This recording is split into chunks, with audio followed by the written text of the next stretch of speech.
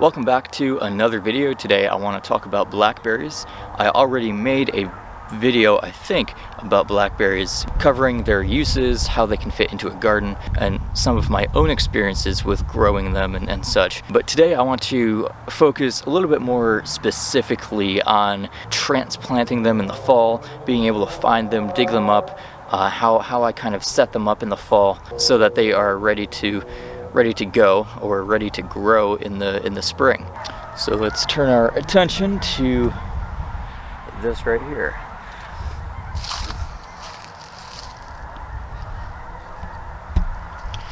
So this is currently what we have in terms of the blackberry patch. I have a wire fence set up. I believe it's some type of goat fence, and I just kind of lace the canes, the blackberry canes, through some of the fencing, and that helps to give them a little bit more support. And there's a little bit extra space back that way where I don't have plants planted, and I'll try to get some more in there to kind of fill out this row a little bit more. You can kind of see here. Let's see.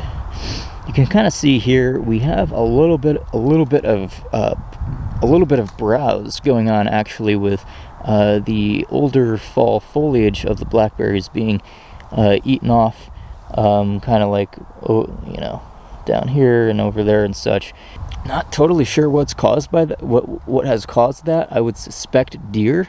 I am not totally sure how they're getting in, if it is them, because I have it fenced up pretty well, and I haven't really noticed any deer pressure other than this. Now, of course, it's completely possible that the deer are just finding their way in here anyway, maybe in times of desperation, or more of an immediate need for food. Also notice over this way we have some evening primrose canes that have come in. I will probably be cutting those down and probably putting them on top of some hugel mounds or some other place so that they can break down.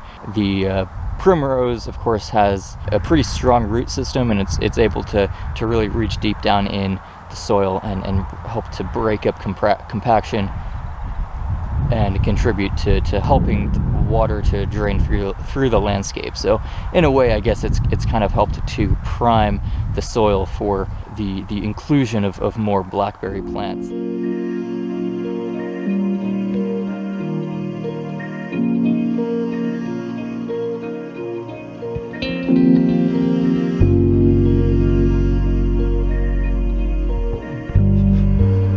So I just want to note that when I am removing the evening primrose plants from the situation, that I am cutting them off at the base, and I am leaving the roots in the soil. They will continue to break down there, help to aerate the soil, help improve water drainage, and they will add their own organic matter to the material as well. The evening primrose could probably be somewhat of a bioaccumulator as well. It is generally a biennial plant, so it does develop a strong and deep taproot that can reach down and kind of mine minerals in a way. And I also noted about the compaction that it can work with, the water drainage and things like that as well. So the evening primrose, it's a little bit more than just an annual immediate disturbance type plant that will come up, but it's a little bit more of a hefty plant. It's still an early succession plant, but it's helping to lay the groundwork, that foundation for a transition to much more hardy perennials and larger plants. And so the evening primrose helps to kind of facilitate that process on the landscape. Also, I'd like to point out that these are not going to cut it. Literally, I think I'm going to need some more substantial pruners, since these stalks are pretty tough.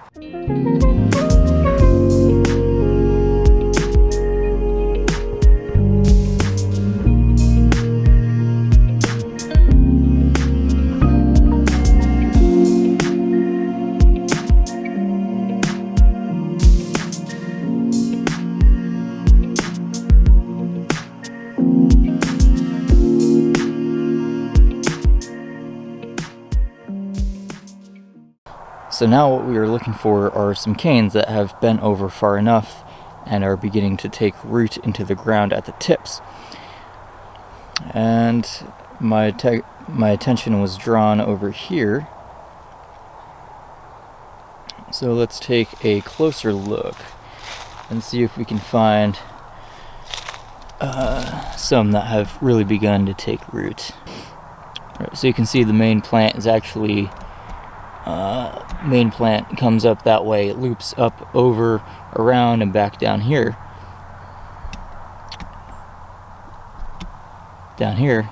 And that's where we'll look. We'll follow the end of the cane and see if we can find it.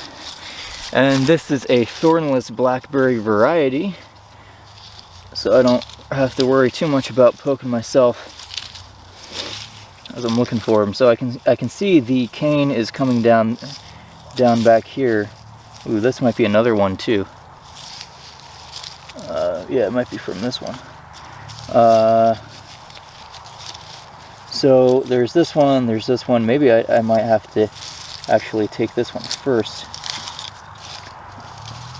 which would be back here, in order to get to this one. So yeah, so I'm looking at this one.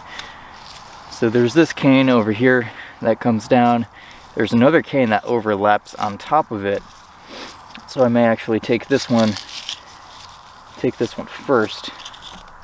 Whoops. Yeah. So I'm probably going to cut the cane off somewhere over here, and then I'll dig down.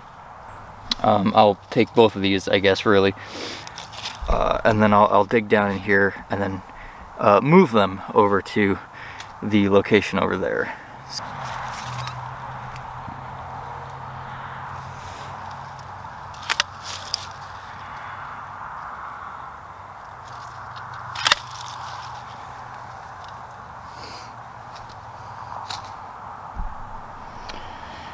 And one thing I like to do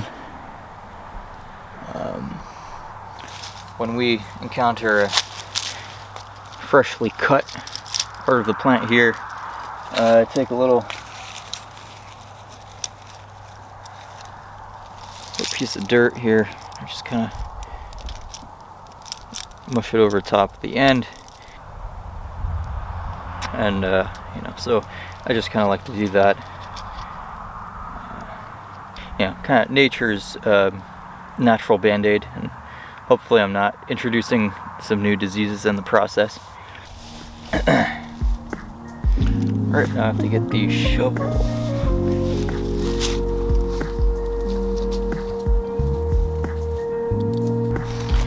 Alright, so these plants are going to fit in right here and here. I'm going to try to speed things up a little bit. It's getting kind of dark and a little cold, and I've got a bunch of stuff that needs to get done, so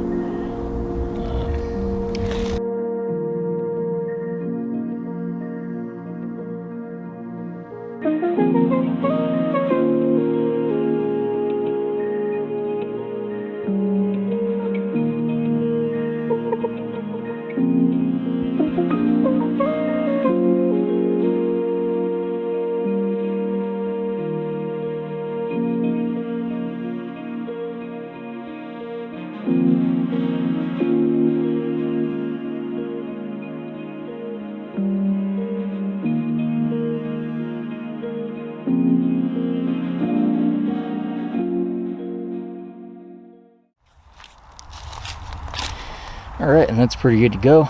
It's getting dark, got a bunch more work to do, so I think I'm going to call it quits in terms of the video at this point. But thanks for watching, and hope you learned something from it. And yep, alright.